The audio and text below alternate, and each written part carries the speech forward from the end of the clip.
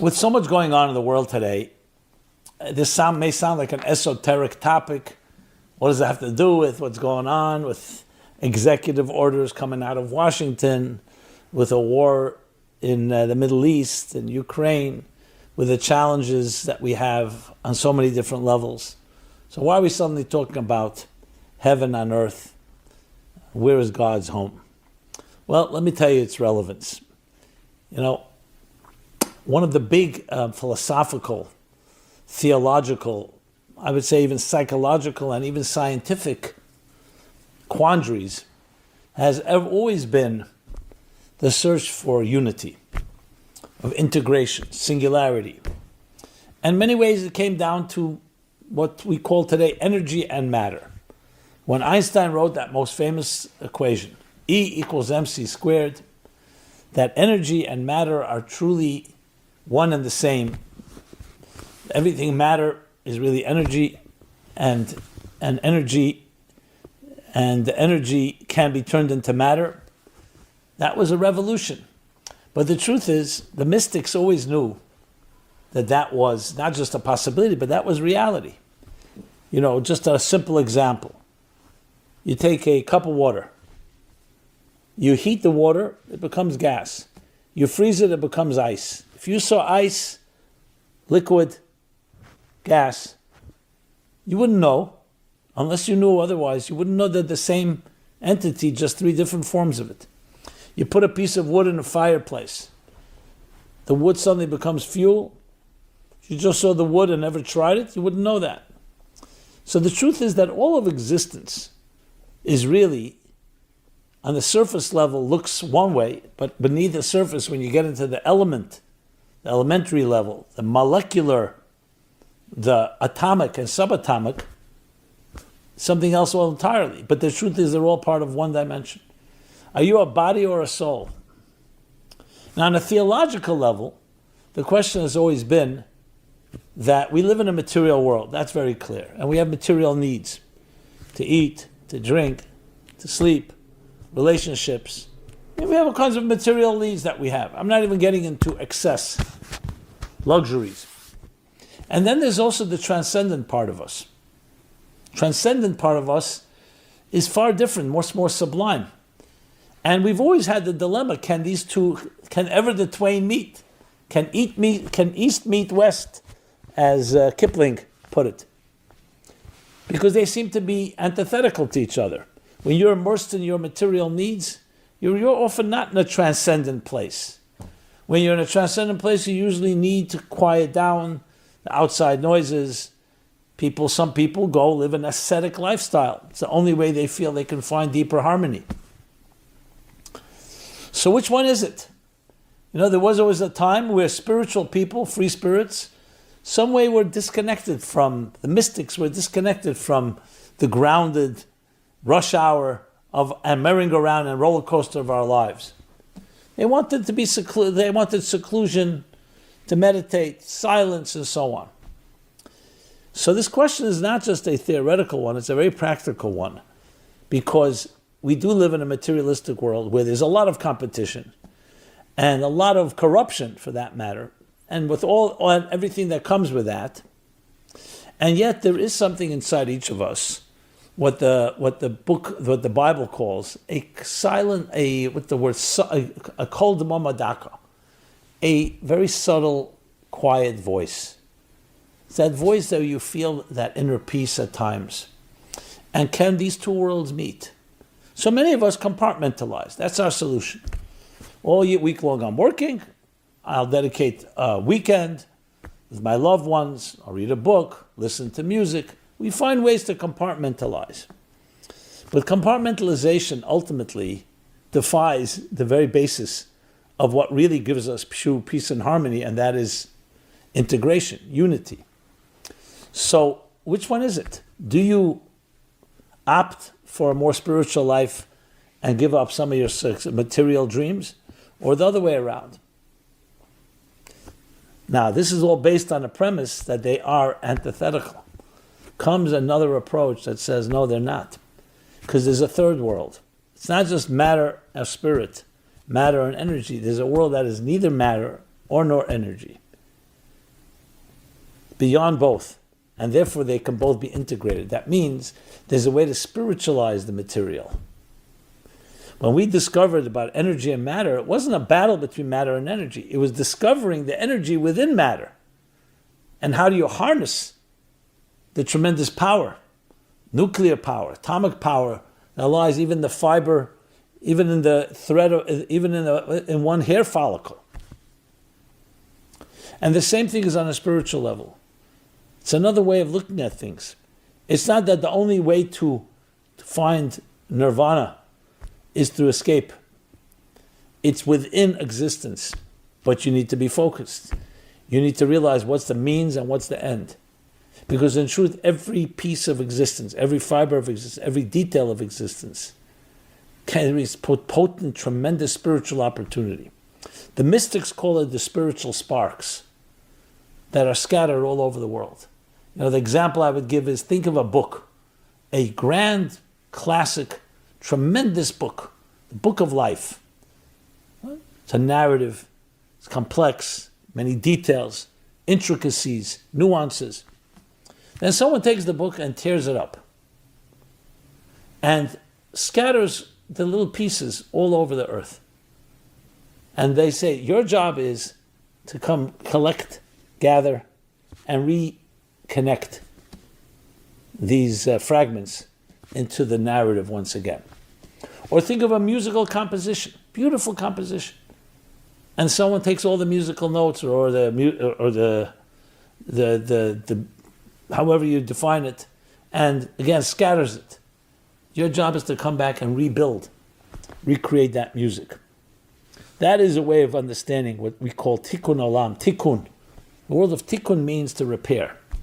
To repair what? Fragments. So your life is made up of many fragments, many details. Starting from the moment you were born, to whom you were born, your family, your schooling, the places you've traveled to, and a lot of things going on. But try to list something you did list one day of your activities and try to find a thread that connects them. It won't be that easy. But when you understand there's a spiritual narrative, spiritual mission in everything you do, then things get connected. Because they're all encompassed in a bigger story. What's the story of your life? Sometimes, as Kierkegaard puts it, we can only understand our life backwards, but we have to live our life frontwards. We live from today till tomorrow. You look back at times, you say, now I understand why I met this person, why I had this setback, why this happened, that happened. Because it is a narrative, and it's constantly on the move. It's constantly unfolding. And learning how to navigate that is the key to everything. So heaven and earth, where do they meet? Right at your doorstep. In every deed that you do, in every act that you do, you have two options. You're either going to spiritualize the material, you're going to find the common denominator, or it's going to be compartmentalized, or worse. A tenuousness, a tension that often takes place. So it's really about understanding, as they say, that we're not physical beings on a spiritual journey, we're spiritual beings on a physical journey. So getting to know your life and looking through the lens of your soul, not the lens of your body. Your body looks at immediate, instant gratification. What do I need to do now? I wake up in the morning, I got to rush, get myself a coffee, rush to work, whatever it may be. Different appointments and so on. That's survival living, even if you're very successful. But it's being driven by the moment, driven by people's expectations, demands, responsibilities. Some of it may be good stuff. Then there's another way of looking at it, through the eyes of a mission statement. What is the mission of your life? Where then everything that you do is all under that rubric of your bigger objectives. What do you want to achieve? What mark do you want to make in this world? And that's where spirit takes over. And all your material activities are essentially just spokes driven by that hub, spokes of a wheel. They're means to help fulfill that deeper mission. It's a very different way of looking at life.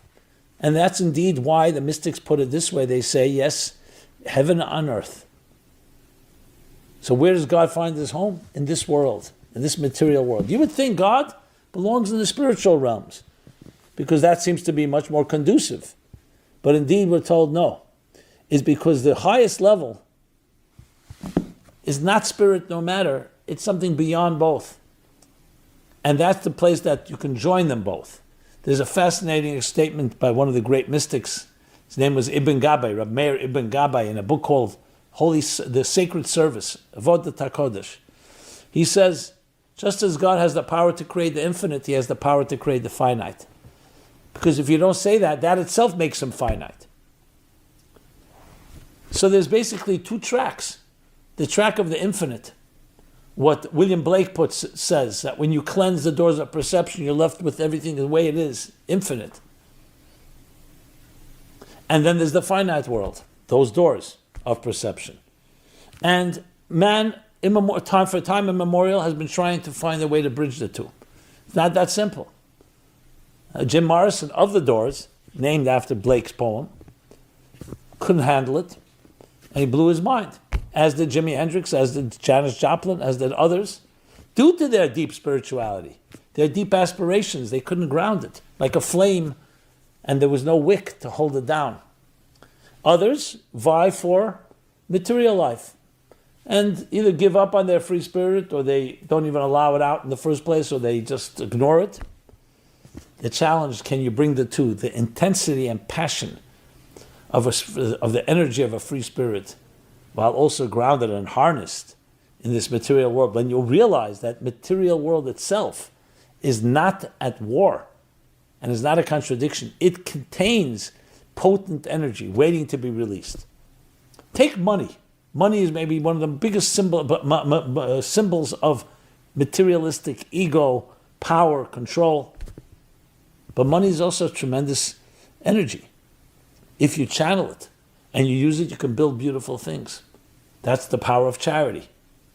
It taps into and it draws out, harnesses the tremendous soul energy. When it's not used that way, to give and to help others, it becomes a noose around your neck. How many people have told me, very wealthy people, I live in a gilded cage. Yes, I have money, I can do whatever I want, but I can't really do whatever I want, because I don't even know what I'm doing with my life. So money becomes, yes, a tool. It's like having a tremendously big tool chest, but what are you using it for? So it's a drug. It's a distraction. You can keep yourself very busy and feel on top of the world. But at the end of the day, it all comes down to your inner soul's mission in this world. And that's what we read about actually in the Bible this week. We read the chapter about building a home down below on earth. It's an unbelievable concept. Not in heaven, not in paradise, not in spiritual utopias, in this very material world, with all its corruption and its duplicity and its distractions. Because when you learn how to tap into it, that matter becomes energy. That matter becomes spirit. And the most powerful spirit of all. So it's a life where you integrate your body and your soul. You don't ignore your body. You don't live an ascetic lifestyle. You engage with the world, but you're not of the world. Your feet are firmly planted on the ground, but your head is in the sky, is in the heavens, in the clouds. And you bring them both together. Is it easy? No, it's not. But it's a model. It's a blueprint for life. And in truth, every problem we struggle with, all the challenges are resolved when we have that type of sense. Today, the media, everyone is trying to grab your attention. Everyone's trying to seduce and overstimulate your senses. Just look at your smartphone, look at the media, look at social media, and whatever. To take control of your life, you have to live a life from inside out, not from outside in. Your stimulation should be coming from within, from your calling. Not whatever anybody wants of you, and then you have to react. Proactive instead of reactive. And that really helps us reframe and look at things a different type of lens altogether.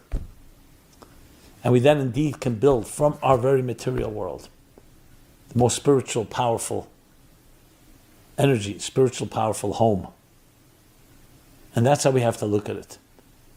Enough of living moment to moment. To live an expansive way in that sense. And expansiveness begins with the spirit. So may you all be able to do exactly that. Don't get distracted. Don't get seduced. Don't buy into other people's narratives. Find your narrative. Make it happen. Make your material life be a true expression, a true channel for your spirit, for your inner energy. Thank you so much. Simon Jacobson here, meaningfullife.com.